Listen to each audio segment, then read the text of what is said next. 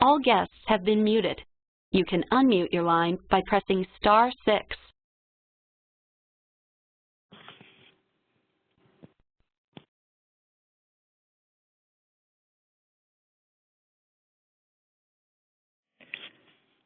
Hello, welcome to the live recording of the auction webinar that is going to be the BPC webinar for reverse auction. We are going to be talking today about preparing for a live auction and then actually viewing a live auction in process. And in order to do so, we have gone ahead and started with creating an event.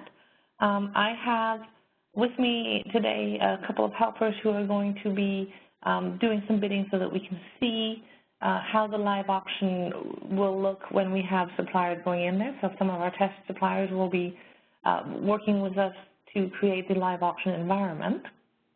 And the first thing I'm going to do, though, however, is talk a little bit through the strategy of how I've set my event up and what is each of these different functions for, and what would I do typically when I'm starting to create an event. Once you've done this a few times, the actual creating of the event is not something that should take you, very long to do. The physical setup is not the preparation time for the auction. It's the actual strategy and thought process behind it that takes a lot of time. What we recommend is that if you have best practice center hours available and you're starting out doing your first few auctions, that you definitely talk to one of our consultants. As we've done this a lot, we have a lot of information to share and to give. And certainly if you need a little bit of assistance but don't have time with the best practice center, you can reach out via your CEEs as well to get additional assistance. With that said, let's start at the beginning. I've created what we call a quick project. So this is going to be a auction-only environment. We're not linking from an RFP, so that feature is certainly available. I'm going to go look at the rules and talk through that. And with an auction, we generally recommend to start out with an RFP to get the initial pricing from the suppliers so that you know where you're at. You've done the initial scoping, you have evaluated that the suppliers are going to be able to provide you with the product that you're looking for, and that they all have a comparable product. Ideally, you're even to the point where you would be happy buying from any of those suppliers because they can provide you with equal quality products or services. What we're doing in the auction is we're determining the final pricing component of this, okay? We can certainly ask questions in the auction, but we would focus on putting those questions at the beginning so that the suppliers can answer those questions before the auction ever begins, okay?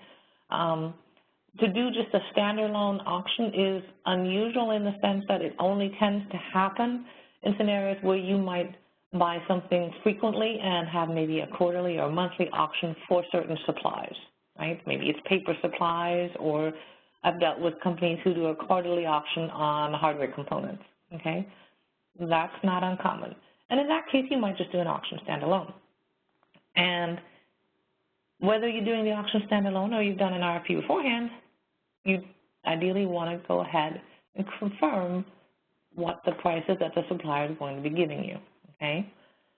Unless you decide that you're going to tell the supplier, no, we've got your RFP pricing, we're making you start with that, or we have a predetermined starting price, we're going to make you start with that. The function that allows us to choose what we're going to do is this placing bids during the preview period. And the preview period is a time frame that's going to happen before the auction actually begins, okay? It allows suppliers to see the event. It allows suppliers to also respond to questions in the event and put in their initial pricing. And I have three different options as far as the preview period is concerned. Do not allow pre-bids. Okay, that's if I'm going to literally put the pricing in for the supplier, their initial starting price, put that in, or I'm going to bring it across from the RFP, then I might say, okay, we're not going to do a pre-bid. If I am saying to the suppliers, well, I'd like you to be able to put in a pre-bid so that I can confirm what the pricing is and to give you initial access to the event to also maybe answer some questions for me, I might say I want to allow pre-bids, okay? The required pre-bids option is a little bit stricter in that I'm saying you must give me a pre-bid or you will not be able to participate in the event. It's going to lock you out once that pre-bid end time has been reached, okay? You can unlock people once you reach the pre-bid end time, you know, if something exceptional should occur, but generally you're deciding whether or not you're going to be strict with the suppliers or whether you're just wanting that information as a double check, for example. Okay, so there's a little bit of thought that goes on about, okay, where are we going to start our pricing at? Who's going to be deciding what that starting price is? Okay, one of the reasons you then have the option of setting the pre-bid end time, and you want to set that a couple of days in advance, ideally, of your auction start time, is so that you can verify that suppliers actually went in and gave you the pricing, that the pricing they gave you is correct, or that it meets the criteria that you set, or it meets, or it is within a range so that it still qualifies as an auction scenario, whereby the prices of the suppliers are fairly close together, so you have a competitive pricing scenario going on, right? And you have a successful and active auction. However, for this example, we're not going to set up a pre-bid because we want our dear suppliers that are helping us today to be able to go directly into bidding, okay? But we've talked about what the pre-bids are. Like I said, 24 hours at the latest beforehand is what I recommend because it gives you time to follow up with the suppliers. I'm going to say do not allow pre-bids for this example. Move on to the next thing. The next thing is, okay, we've allowed for pricing and figured out how we're going to set up the pricing in the beginning. Then we also have the question, okay, well, how is the bidding going to proceed, okay? We have a few different options here. Are we going to do parallel, staggered, or serial? And what are the differences, okay? Parallel basically means if I put in 10 items for suppliers to bid on, they're going to see those and bid on those at the same time in parallel, okay? If I say staggered or serial, that means that I want suppliers to focus on them, these 10 items one at a time, okay? And it depends on how I want to focus on them that I would select staggered or serial. Serial is literally in series. So one opens, one closes, it's finished, completed, two opens, closes, it's finished, completed, okay? When we have staggered, it functions on a format of my 10 items that I might have in here, all 10 open, okay? After the first respond end time of 20 minutes, the first item will close, okay? Then after another time of, and I'm going to change to staggered so you can see that the options change here too, okay? After another 10 minutes though, the next item will close. So item 2 will be closed, but the remaining 8 will still be open.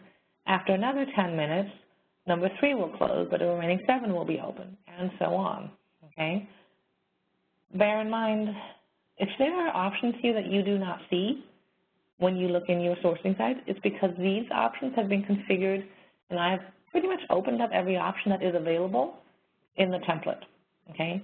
So a lot of this is not visible by default. So the lot beginning, and ending is not visible by default in the template. You have to set that to be visible, okay, and adjustable. Same with the time between lot closing. That is defaulted to 10 minutes. You wouldn't see that that can be changed unless you looked at the template, okay? Default setting for Ariba is staggered and 10 minutes, just as an FYI. To those of you new to the Ariba auction templates, okay? As far as best practice, what to use, it depends entirely on what you're looking to do, okay? Parallel can work very well if you're looking at a scenario where there's not too many items and you want the suppliers to be able to see how their ranking changes across multiple items as they're bidding on them, okay? Staggered can work well if you want them to focus on the item that they're working on, but also want them to be able to see whether there might have been any change further on down the line, because if you have time, you can bid on all of them in the beginning and then just make changes as you're going through as they continue to close, okay? So again, a little bit of thought process goes into what am I going to actually set up, how do I want this to function. For now, today we're going to work with parallel and keep it fairly simple, okay? I'm going to put my bidding start time, which is not going to be last year in October, but I'm going to actually make it this year and go back to where we are now. So today being January 25th, and we're going to start this shortly. And I'm going to set it for an expected time of 3:45. I may have to adjust this to 3:50, so let's put it at 3:50 for the moment and go from there. I can set a reminder for the suppliers, okay? But right now I'm going to start with the initial duration of 20 minutes and go from there. Review period after lot closes, that allows me to set the expectation with suppliers that the event might reopen. That's what the review period is for, okay?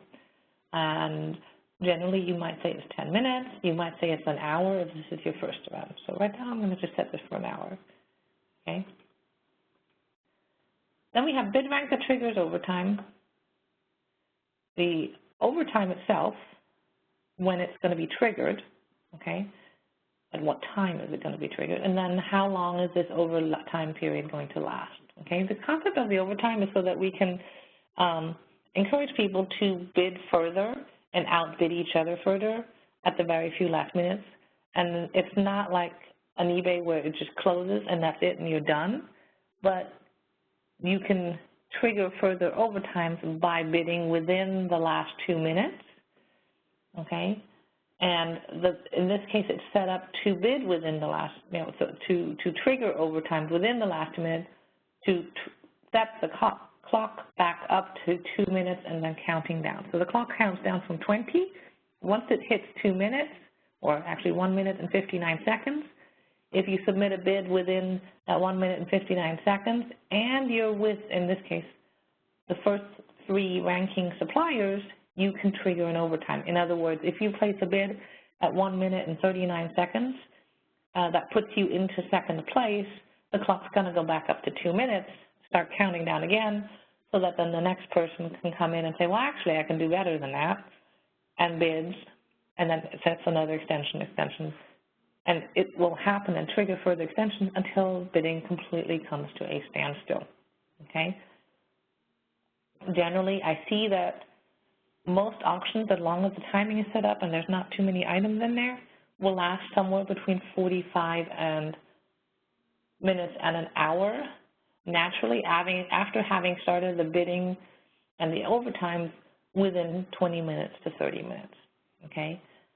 If you say, oh, what, I want to give them an hour to initially bid, you will sit there for a very long time, probably about 50 minutes before any auction begins, or any action, begins, because people will wait to the last minute to try and outbid each other, okay? So 20 minutes gives plenty of time to come in, view what's going on, look at their positioning, or place a bid to get an initial idea of their positioning, and then wait for further activity to happen towards the end of the bidding, okay? That's also why we try to keep our items to a manageable amount so we don't have to allow huge amounts of time for suppliers to initially come in and assess their situation from their bids or pre-bids, okay? And then I have the option to put in the estimated award date, but I don't have to, okay? Within the next section, we're going to look at bidding rules, okay? Must participants beat lead bid? Okay, these are what restrictions, what must-haves am I going to set for this event? How strict am I going to be? And some of this should be dictated by the level of competition you have going on here. Okay, so if you know that this is a category where suppliers are going to be bidding very fiercely against each other, they have a lot of margin where they can reduce their pricing by, you might say they have to beat the lead bid. Okay, they can't place another bid unless they're going to outbid each other in the first rank position, okay? Most frequently, you might not do that because you want to not only give suppliers a chance to give you the best price, but a better price than they gave before, because you may be awarding to suppliers within the first 3 positions rather than the best pricing, okay? The next question I can answer is, do I want to create a buffer to protect the lead bid? And that's basically the concept there is that you're stopping suppliers by outbidding each other by pennies, okay? So if one says, okay, well, I'm bidding at $1.99, and the next one says, I'm going to bid at $1.98, you know, there's not much discernible difference between those two. You want to create some kind of a difference, so that's when you have the buffer, okay? And then you can also say, okay, well, we're going to create a buffer. How much do they need to improve their bid by? Are we going to talk percentages when they're improving their bids, or are we going to talk nominal amounts, so, you know, dollar values, basically, euro values, money values, okay? I'm going to leave the buffer in, okay, and I'm going to leave it as percentage. One of the reasons I like percentage is that percentage will decrease by 0.25% each time, okay, and therefore allow the amount that you're decreasing to potentially shrink, but still keep within a percentage of the amount that they're bidding on, okay? At some points, it might not be realistic to reduce by $5 every time, okay? So that's when you say, well, 0.25% or 0.5% is a fair amount to have to reduce by based on their previous bid, okay? The next thing we then have to decide on is, do we mind if there are going to be any tie bids? Do we care if suppliers have placed the same price, or do we want a clear difference between the suppliers in their prices, again, as far as, tie bids? Or, do we want to punish them for maybe having given us a price, the same price slightly later? Okay, there's a few different ways of looking at it. So I've got a number of different options. Allowing for tie bids for all ranks keeps it very simple because there are no warnings for suppliers, no errors, no messages. It's just going to rank them, and you might have 3 suppliers in third place. Is that likely to happen every time? No. It's mostly coincidental that it happens, but it can happen, okay? Frequently, break tie bids by submit time is used because then you're giving those suppliers a slightly higher ranking that have submitted that bid first, okay? It's entirely your preference on how you work. But break tie bids by submit time is something that is fairly frequently used. Currency rules apply just like in any other RFP situation, okay? Let's move into the market feedback. What do suppliers see? In an RFP, this is not particularly important. In an auction, it is very important, okay? We want to see, first of all, market information. Market information basically just says, can suppliers see what's going on? At which point do they see it? And you can set up things called starting gates if you want to, either across each lot or across the entire event.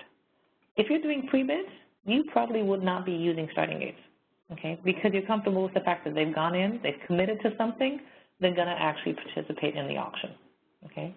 In situations where you're not too sure whether or not they're going to participate, or where you think they might just sit there and watch, then you might say, okay, I want a starting gate because I want them to have to do something on each lot and actually participate to be able to see action around this, okay?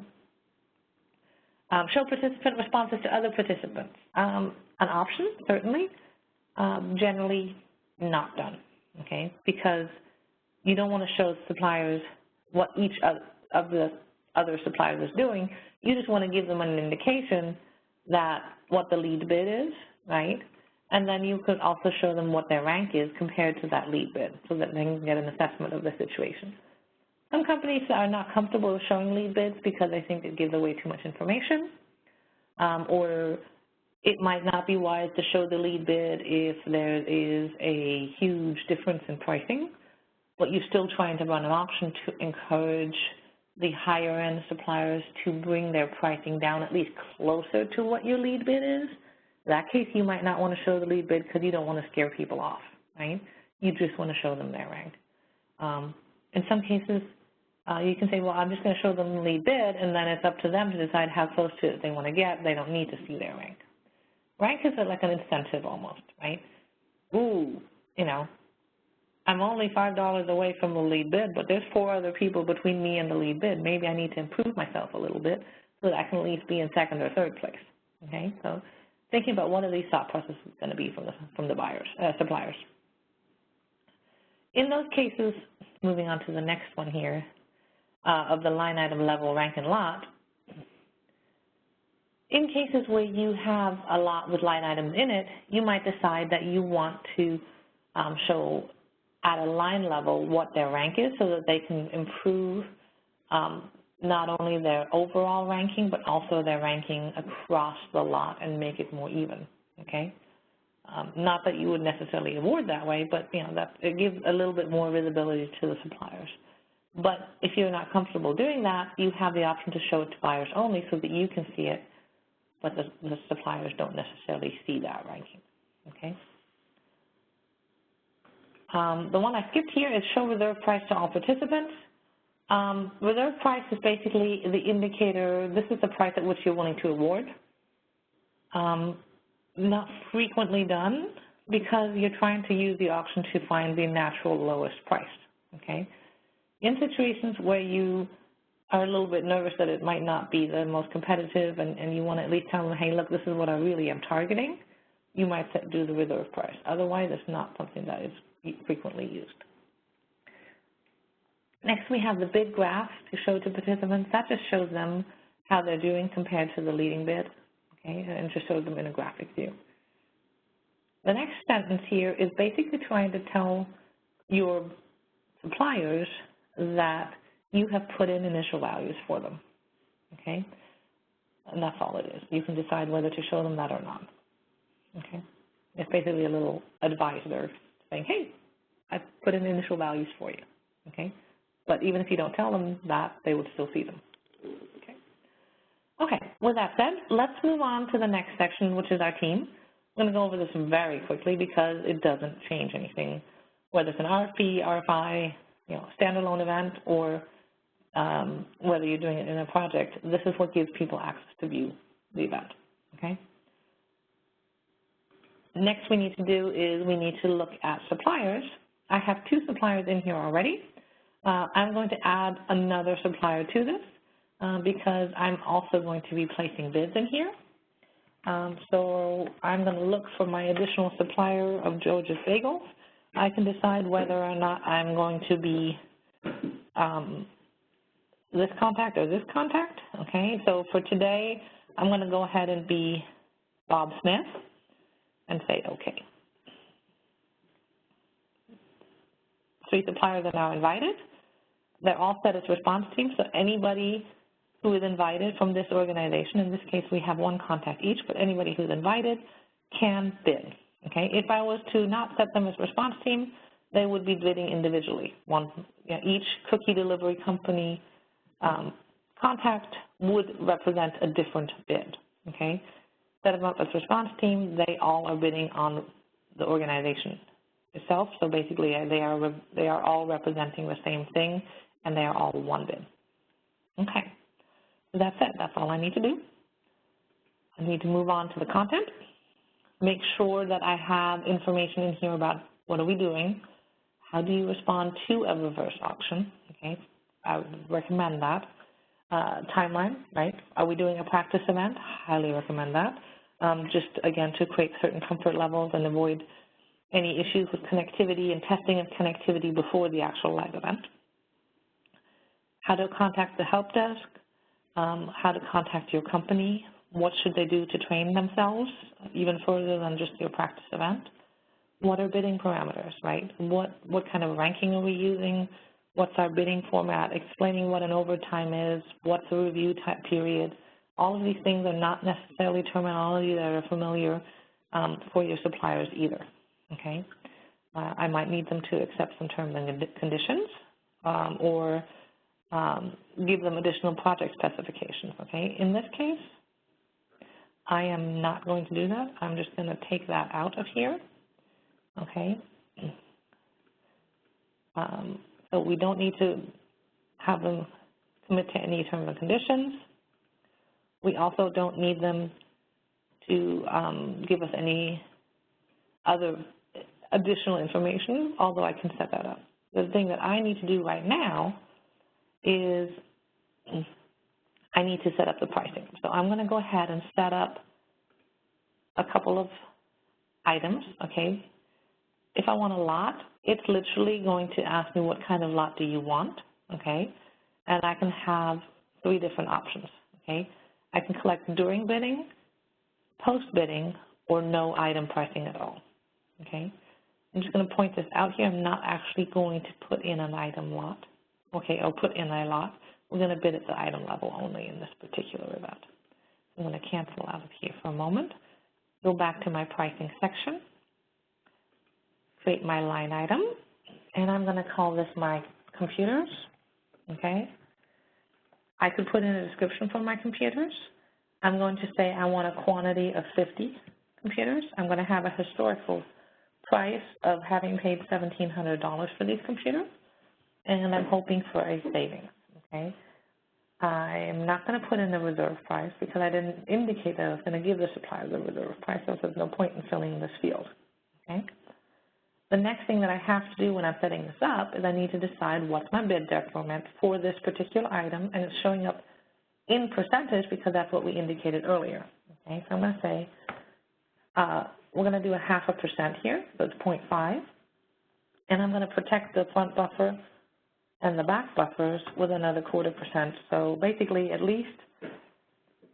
the very least, they're going to be a 0.5% apart from each other in pricing, okay? The reason you might split it that way is just because you want to make sure that it's the number that makes sense, okay? And depending on how competitive the environment is, 0.25% to 0.5% makes sense. If it's really competitive, you might say 1% of this price, okay? That's how much they're going to, or the price that they initially bid, right? That's how much it's going to apply to. But if I say my historic is $1,700, 0.5% makes sense, that can work. I see my suppliers in here, and that's all I need to do. I can say done, okay? The other thing I'm going to do is I'm going to say, okay, well, we're also going to buy some printers to go with this, okay? So I'm going to add another line item, put in my printers, okay, just so that we have a couple of different things for people to bid on and see what it's going to look like. Our printers were historically $750. I'm going to buy 20 of those.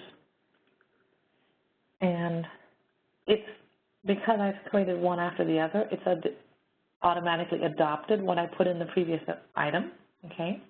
I could change it if I want to, but generally you would try to keep these the same so as not to confuse suppliers, okay? You can make differences, okay? Especially if you're doing line item by line item, you can do different bid buffers for different items. If you do various items in a lot, a buffer applies to the lot. It does not get separated out across the different items. You can't decide item by item what the buffer is going to be. Okay, so from a technical perspective, bear that in mind when you're setting up. I'm going to say done here. Okay, that's all I need to do at this point. I need to go ahead and double check my timing. So we're at 53, so I need to go back here and set this. I'm going to set this to 55.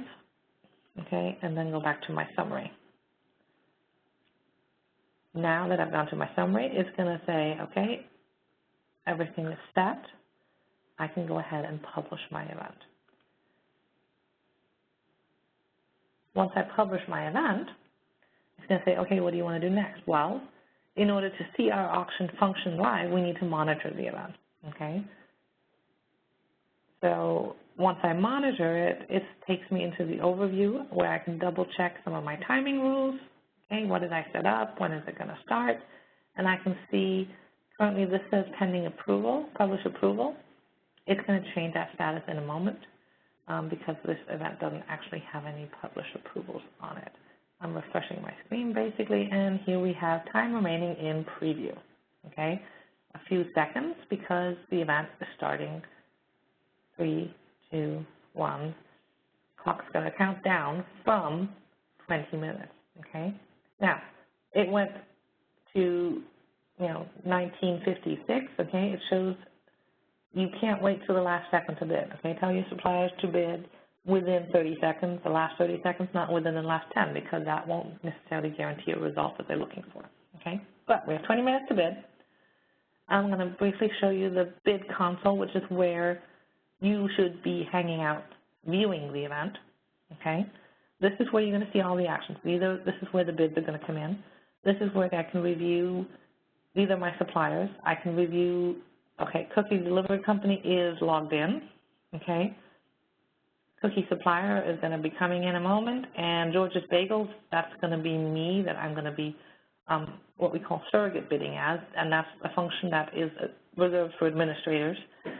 So I am just going to be doing that today to make it easy to show you the back and forth between the bidding, okay, to save a little bit of time on logging in as a supplier, et cetera. Once bidding comes in, we'll come back here and have a look. Content. That looks just like an RFP content, okay? We can basically see what's going on. We will also, once the bidding commences, see the bids coming in here as well. So you may want to filter down to the pricing so you can focus on the pricing only, and so you can see your historic prices as well so that you can have comparison, okay? Bid console content and suppliers are the ones that you're mainly going to be focusing on during the event. Plus, you're going to be going into the messages to double check that there are no supplier messages coming in telling me that I have a problem because, you know, for example, Bob Smith can't log in, okay? So those are just some examples here, okay? You can see that the event messages went out because people are invited to participate, and, you know, we can see anything that comes in as well here, okay? I would recommend that if you're on your own reviewing, at least check across the bid console suppliers have and messages to check on progress. If there's a couple of you, somebody designated to reviewing messages during the event, and encouraging suppliers to use the messages and not to call you for every little thing, because then you can keep track of what's going on as well. Plus, you would want to message suppliers maybe with reminders and say, hey, by the way, you know, we're 10 minutes in, you haven't done anything yet, you know, please wake up. If you haven't seen any action by 15 minutes in, give them a call, right? So we can't rely on the system to do everything. Okay, coming back to my bid console. Ooh, look at this. We have our first bid, okay? In the lead bid, we have $600 for the computers and $100 for the printers. So we're looking at some pretty good price reductions going on. Let's see what those might be. We can see the historic, okay? So we can compare the historic. We can also see savings. It's going to tell us, ooh, 60 and 86%, 64 and 80% versus 86% versus savings, okay? So I can add to this and make this more meaningful, especially if I'm showing this to a room full of people who are seeing this for the first time. Might be more interesting to show them what we historically paid, what our current savings are. We might also want to see it from a perspective of the extended price, right? What are we really going to be paying overall now, okay? So we can definitely make it more interesting to view. So what happens from a, oh, and if we look here, we can see Cookie Delivery Company has also placed a bid, okay? And I'm looking here at the computers, so 5.1, but I click on the next one to see the detail of what happened in the printers, okay? So overall, I can see the lead bid information up here. Further down, depending on which of these I click on, I can see the individual supplier information. I can see a graphic image of this as well, okay? From a status perspective, I can see that George's Bagels is invited but haven't done anything yet, okay? If I go click over on the Suppliers tab, I can see that the other two have participated. I'm going to go ahead and surrogate bid. And like I said, that's only an admin feature so that you can see what it looks like to do the surrogate bidding. And this is my view of listings of events that this supplier has been invited to. They can now decide if they want to participate. Okay, if they want to participate, they would click on follow the orange buttons, basically. Say that they intend to participate. It gives them an overall initial overview of what's going on. Okay, they can review some of the event information, either by all content and look at everything all at once, right? Or they can look at it on a section-by-section basis, okay? But they can't do anything yet because they haven't followed the next orange button to select the actual lots, okay? So I'm going to select the lots, and in here I'm going to indicate whether I can actually provide both computers and printers or maybe only one, okay? I'm going to select both and submit, and then I have to submit a bid on these, okay? If you have suppliers that cannot do both, tell them not to click on both, okay? Because they won't be able to submit successfully if they don't submit both initially, okay?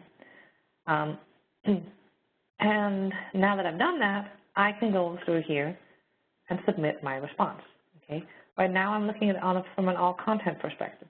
What I really want to do is I want to look at it from an all lots perspective. So down here I can click view all lots and just see my items. I see them in parallel because parallel is the function that I requested earlier, okay?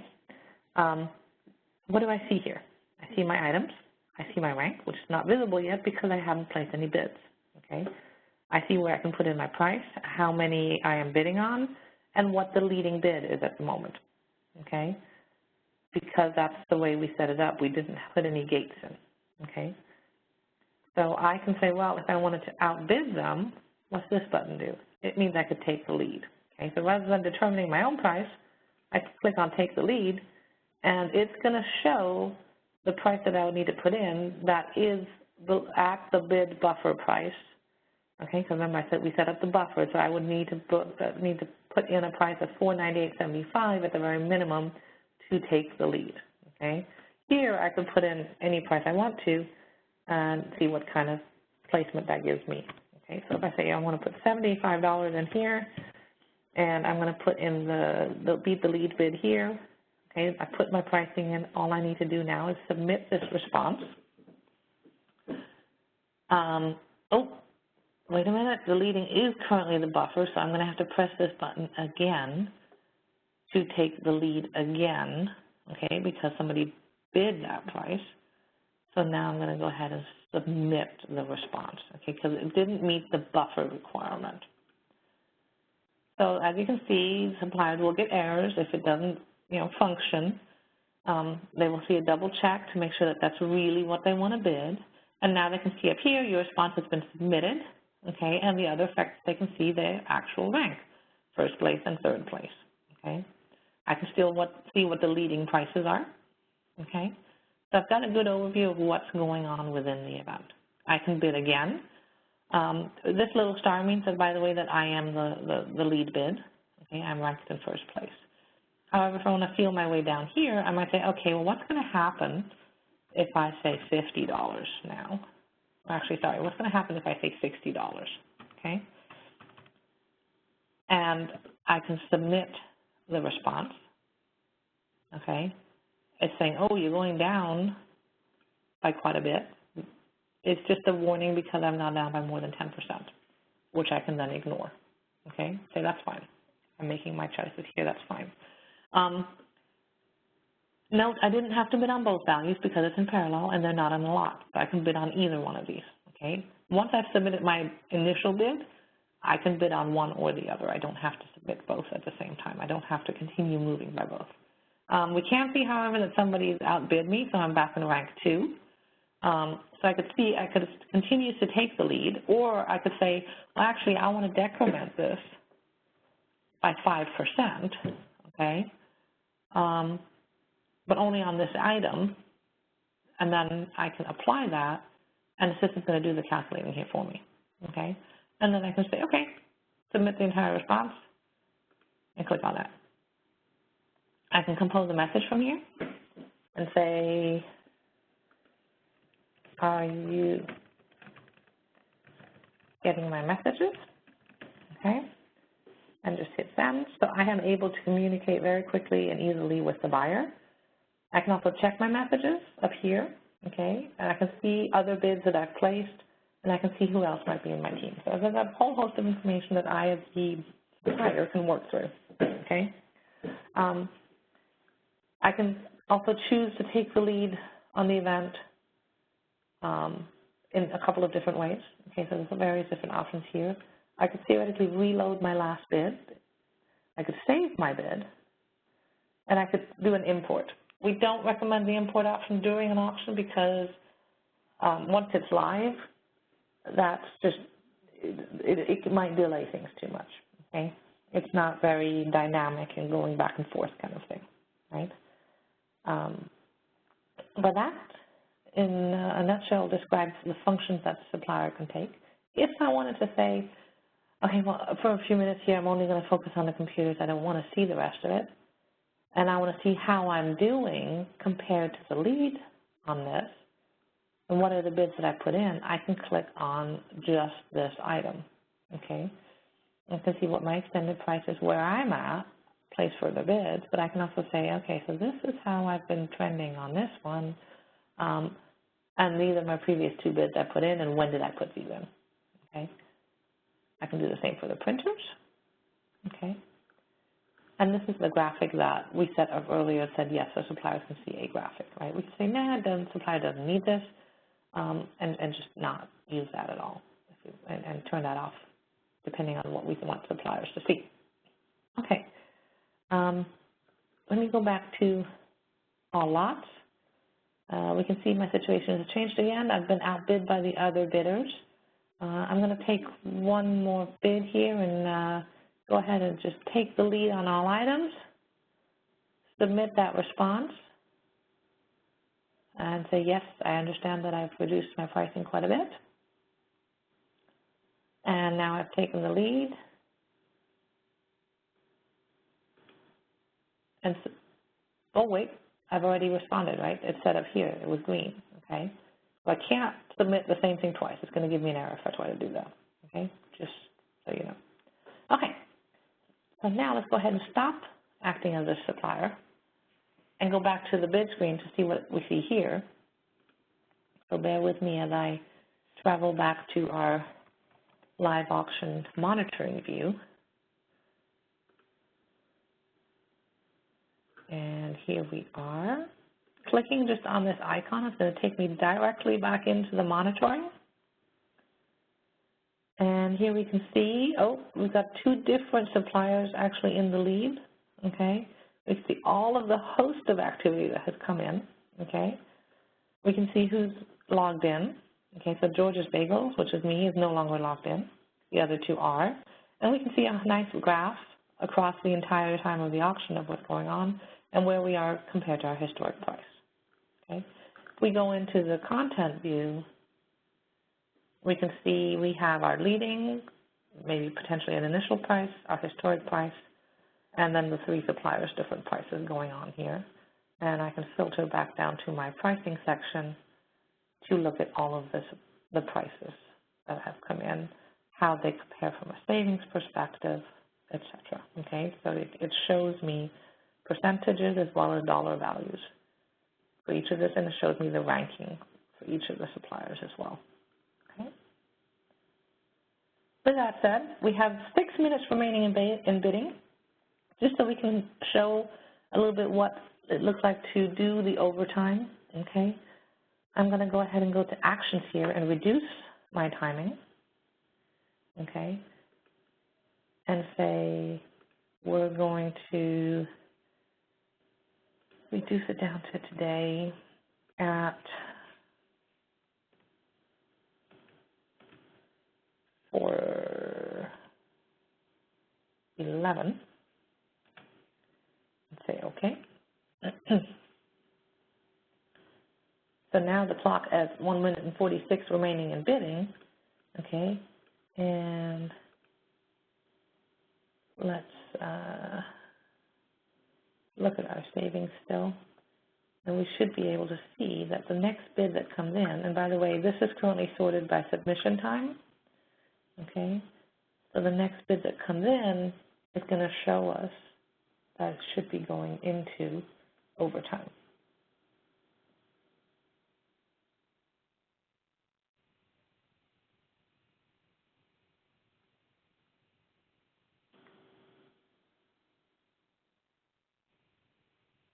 And what I can do, by the way, is if I want to make sure that I'm seeing the latest, I can refresh the page, okay? That's one option. But I can also go in and make sure that I'm seeing the latest submission times here. And if I keep clicking that, then I can do that. Also, I can change what I'm seeing here, okay? So let's see if we can see Oh, look at this. You see here, the clock went back up. Okay, it was under a minute. Now we're back to a minute and 48 seconds, because we had a bid that came in, and the bid actually came in for the printers. So we can see at 4:10 is when our latest bid came in. Okay, and it was just a bid on the one item that extended the timing across both of it. Okay.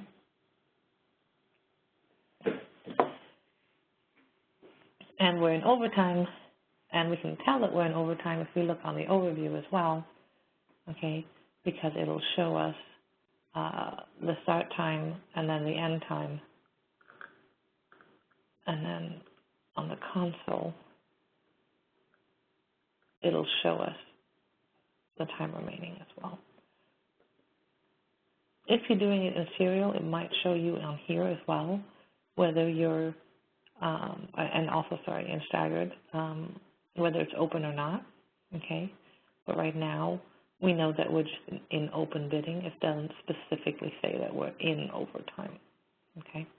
But the system, if we wanted to look at the reports, will actually track how many overtimes we've had. So far, we've had one overtime, okay? And if we go back to the bid console, we can track and see there's nothing additional come in so far. It might actually count down. Just check here. Yeah, last bid was at 4:07. And one time remaining in open bidding changes its status to time remaining in review. We had set an hour for the review, okay? At this point, I would go up to the messages, send the suppliers a nice message saying, you know, dear suppliers, thank you very much for participating.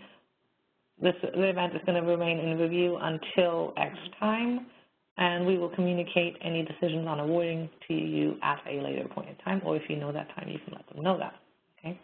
By the way, one other thing to show you, I got a message here from Bob Smith saying, are you getting my messages, okay? So my message did arrive, and it is here, okay? As I'm done, I can review my content again, see the final rankings for the suppliers. If you have a lot of items, it might take a little bit to show the finalized ranking information. You can pull reports and export pages from here on some of your bid history. You can also go to the Reports tab and review information in here, export this view if you want to, and then also pull various reports that deal with bidding, and then also any questions that you may have had suppliers ask you. Thank you very much for your time. We will be ending this recording now, and as always, if you have particular questions for our team, please either contact us directly through your VPC representative, or feel free to get in touch with your customer engagement executive who can put you in touch with someone from the Best Practice Center. Many thanks for your time, and have a great day.